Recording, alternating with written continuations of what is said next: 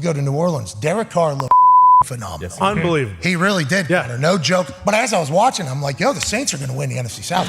I cannot wait to see. I think this is the perfect situation for Derek to be in. The O-line's damn good. I'm not sure this isn't the best supporting cast Derek Carr's had around him in his career on the offensive side of the ball when you really think about it. What else do you look for in a good team?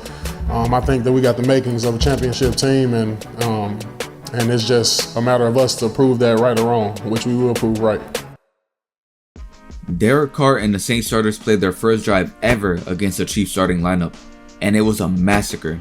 When both team starters were on the field, the Saints scored 14 points and gave up 0. I believe the Saints are going to be unstoppable this season, and this game showed us just how good this offense can be if everyone stays healthy. That's a huge if though. On Sunday versus the Chiefs, the Saints would finally get to see their new team perform in a real game. Well, close to it. But what I think everyone was looking forward to was Derek Carr. And let me tell you, he did not disappoint. Derek Carr played almost perfectly this game. He was 6 for 8 for 70 yards and a touchdown, and had a passer rating of 140.6. His 2 misses came from an easy pass that Olave dropped and a contested ball that he threw to Mike Thomas, which I'm not gonna lie was about to be a crazy moss, but it was overthrown by like an inch or 2. But other than that, he was throwing lasers. Derek Carr is very precise and he thinks fast. The thing that stood out to me the most was his pocket awareness and his mobility. There were 2 times where Derek Carr was getting pressured and he ended up turning these potential sack moments into big yardage plays. It might just be one game, but with this one game alone, I can 100% say that Derek Carr was a huge upgrade over Andy Dalton. It's not even close. I don't know why that was ever a doubt. The last thing I want to say about Derek Carr is how beautiful his touchdown pass was. Carr looked at his first,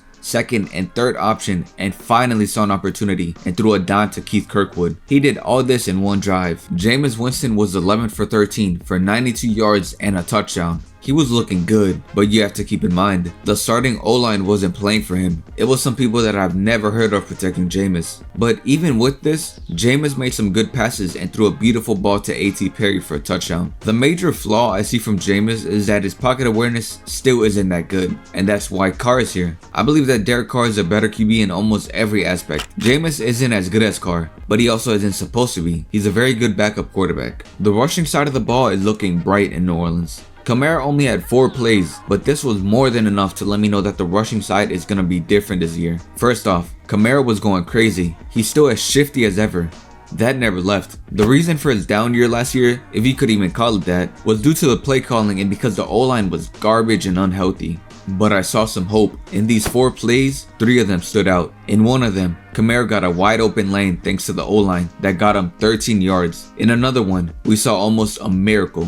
Alvin Kamara actually got a screen pass. In the last play, the O-line crumbled, but Derek Carr scrambled out the pocket and passed it to Kamara for a 14-yard gain. I saw more in this drive alone than what I saw the entire last season. And Jamaal Williams, man, this guy's a beast. Don't let his charismatic personality fool you. This dude will literally run you over. He runs hard and he'll be a great compliment to Kamara. But aside from running, he's actually really good at blocking too. But a lot of running back success stems from a good O-line, and the O-line is looking pretty alright this season. I wouldn't say great because I don't believe it is yet, but if the O-line can stay healthy, that's a huge if. And if Trevor Penning can develop as he is doing right now, the O-line could be great. Speaking of Penning, this dude is a freak of nature. His sheer strength alone is crazy, and just his mentality. This dude loves the violence. He just loves taking his anger out on the field, even to his own teammates. Personally, I'd feel safe if a 6'7", 325-pound guy with anger issues is protecting me. The O-line this game created some good lanes for the running backs, but there were also times where they completely folded apart. But because of Carr's mobility and pocket awareness, nothing bad came out of it. The wide receivers didn't show much this game except for one.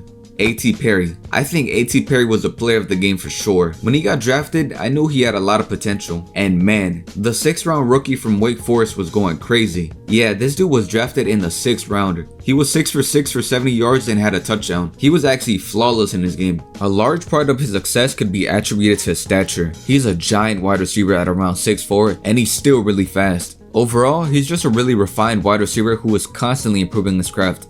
And when you pair that with his height and speed, you get a great receiver. He could definitely secure a wide receiver 4 spot, possibly even a wide receiver 3 spot, which is good so we don't have to rely on Traquan Smith anymore. Juwan Johnson. It's no surprise that Derek Carr loves his tight ends, and that did not change this game. Carr and Juwan found two beautiful connections for big yardage plays. Just look how Juwan literally drags his grown man across the field. Juwan had a breakout season last year with Andy Dalton as his quarterback. Just imagine how much better Derek Carr is going to make him. The D-line has been pretty bad these last few seasons. It really has just been Cameron Jordan doing everything alone. But this year is looking kind of different. Something the Saints struggled a lot with was the run defense. If the other team's quarterback was even a little mobile, we got cooked. The Saints picked up Colin Saunders in free agency and drafted Brian Breesy, and they're already making an impact. The D-line looked better in all aspects, including the run defense. And with Carl Granderson having his best season just last year, this D-line could actually be pretty good this season if they stay healthy. Again, that's a huge if. Secondary is looking great as always.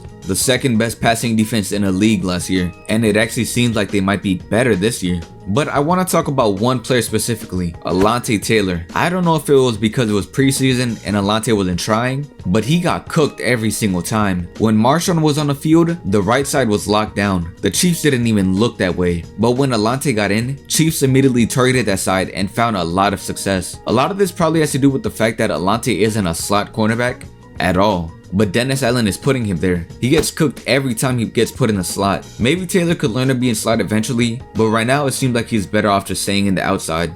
From the coaching side of things, the offense looks way better. Pete Carmichael actually made a screenplay for Kamara. Carmichael is on the right track, and hopefully he can continue diversifying his play calling. And with Derek Carr, Taysom Hill, and all his talented players, Carmichael has no excuse for not designing great plays. The players are not the problem. The skill and talent is there. Dennis Allen as a coach has always been pretty good with the defense, and that didn't change this year. The only questionable thing is putting Alontae in a slot position, but he's probably just testing the waters. And also, Dennis Allen as a person is better. Last year, I'm not gonna lie, I actually hated this dude and all his silly comments. But he's actually becoming a leader and a head coach that players want to play for. If the Saints keep this up, the Saints are in for a deep playoff run. Having the second easiest schedule in the league helps a lot too. Call me crazy all you want, but we have the pieces to win a Super Bowl this year, if everything goes our way. Which it probably won't, but still, you never know. And oh yeah, the Saints got the NFC South in the bag. I get to see the chance to take Derek Carr back to Las Vegas. I get a chance for the Super Bowl to come back to New Orleans, and then hopefully by then I'll be looking for my second ring. If you enjoyed the video, make sure to like, and if you want to subscribe, please feel free to. Let me know what you think about the Saints in the comments. Have a good day, and peace.